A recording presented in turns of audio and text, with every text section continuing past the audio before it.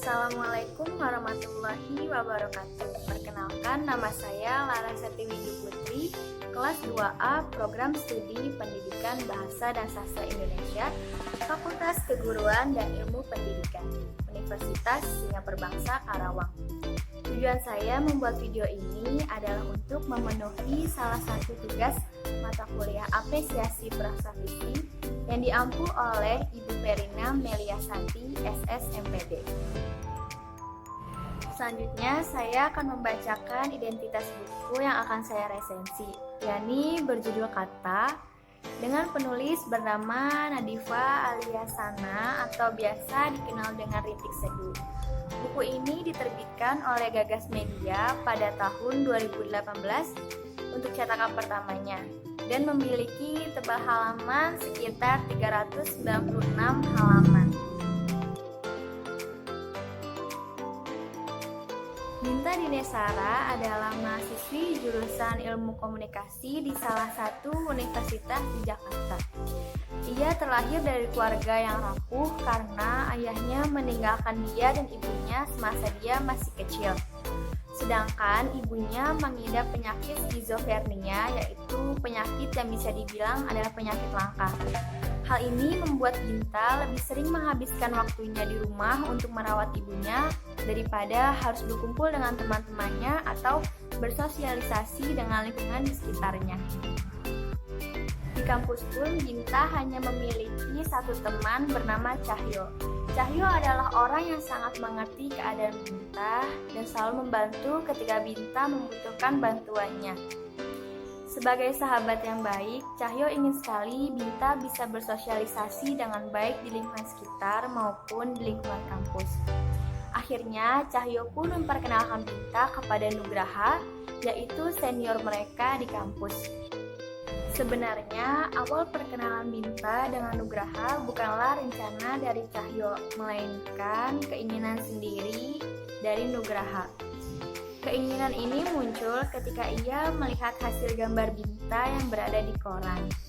Kemudian, ia pun ingin sekali berkenalan dengan Binta dan meminta tolong kepada Cahyo untuk memperkenalkan dirinya kepada Binta. Binta dan Nugraha bisa dikatakan seperti dua kutub magnet yang berbeda. Binta adalah sosok yang cuek dan acuh terhadap lingkungannya, sedangkan Nugraha adalah orang yang bisa bersosialisasi dengan baik di lingkungan sekitarnya.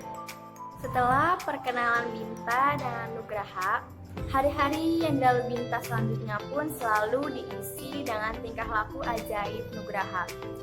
Bukan Nugraha namanya jika ia menyerah begitu saja menghadapi sikap Binta yang sangat cuek dengan dirinya maupun lingkungan sekitarnya. Sikap cuek dan acuh tak acuh Binta yang dimilikinya ini tentunya bukan tanpa alasan. Hal ini muncul karena ia memiliki perspektif kalau semua lelaki itu sama saja, sama-sama hanya bisa menyakiti wanita seperti yang dilakukan oleh ayahnya kepada ibunya. Dan diketahui ternyata Binta masih terbelenggu dengan masa lalunya dengan mantan kekasihnya yang bernama Biru. Inilah beberapa alasan mengapa Binta belum bisa menerima Nugraha begitu saja. Namun Nugraha selalu berkata kepada Binta kalau dia memiliki banyak otak kesabaran untuk menghadapi sikap Binta yang sangat cuek terhadap dirinya. Pada suatu hari, Cahyo pun meminta Binta agar dia berlibur ke Banda Neira dengan alasan agar Binta bisa melepas penatnya di Jakarta. Ternyata hal ini adalah siasat dari Biru agar dia bisa bertemu dengan Binta. Keinginan Biru ini bisa disampaikan ketika ia bertemu Cahyo saat mendaki gunung. Ia menyampaikan keinginannya agar ia bisa bertemu dengan Binta. Akhirnya, Cahyo pun memesankan satu tiket pesawat untuk Binta agar ia bisa ke Banda Neira menemui Biru. Setelah berpikir dan menimbang beberapa kemungkinan, akhirnya Binta pun menyetujui keinginan Cahyo agar ia bisa pergi ke Banda Neira tanpa sepengetahuan Nugraha. Betapa terkejutnya dia ketika sampai di Banda Neira. Ia bertemu dengan sosok lelaki yang pernah mengisi hari-harinya, yaitu Biru. Selama di Banda Neira, Binta dan Biru pun menghabiskan waktunya bersama. Sampai akhirnya sebelum pulang, Binta pun bertanya apakah Biru akan ikut bersamanya ke Jakarta.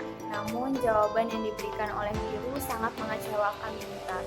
Akhirnya Binta pun kembali ke Jakarta dengan perasaan yang sedih dan kecewa. Biru sadar keputusan yang diambil ini sangat menyakiti hati Binta.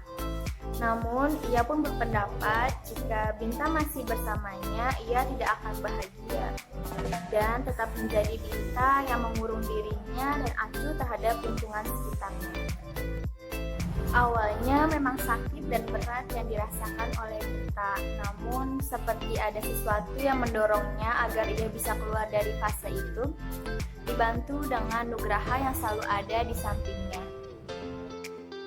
Ketika Binta sudah mulai berdamai dengan perasaannya, hal yang mengejutkan pun terjadi, yakni Biru pun menyusul Binta ke Jakarta untuk memberikan jawaban atas pertanyaan Binta saat itu. Biru yang memang sudah menimbang-nimbang apakah ia akan kembali ke Binta, akhirnya mengambil keputusan untuk menyusul Binta ke Jakarta dan memperbaiki semuanya. Mungkin tanpa Binta sadari, perasaannya kini sudah beralih kepada Nugraha, orang yang sangat ia benci karena tingkah lakunya yang selalu mengganggu dirinya.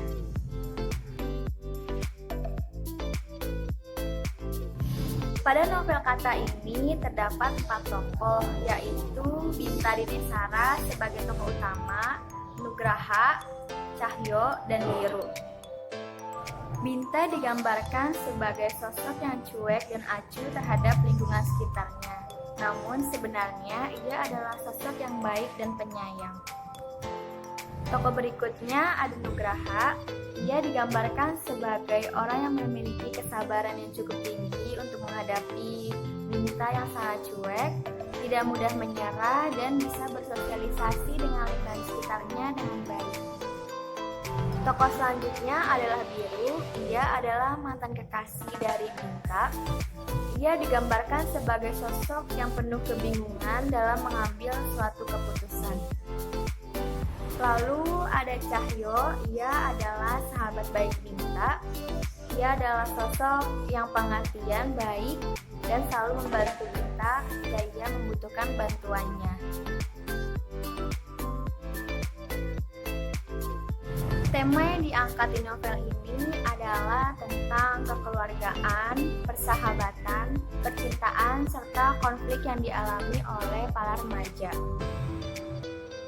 Alur cerita yang digunakan pada novel ini adalah alur maju mundur, karena dibuktikan dari awal kisah kedekatan Binta dengan Nugraha, lalu berlanjut dengan ingatan-ingatan masa lalu Binta dengan mantan kekasihnya yaitu Biru. Selanjutnya ada latar, yang pertama latar tempat, yaitu di kampus, di rumah Binta, di rumah Nugraha, dan di Banda Neira. Yang kedua adalah latar waktu. Latar waktu yang digunakan adalah pagi, siang, sore, dan malam. Lalu yang ketiga adalah latar suasana.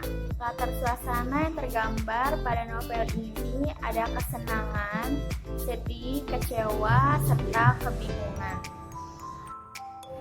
Sudut pandang yang digunakan di dalam novel ini adalah sudut pandang orang ketiga, karena penulis memposisikan dirinya seolah dia tahu segala sesuatu dan semua hal yang akan terjadi.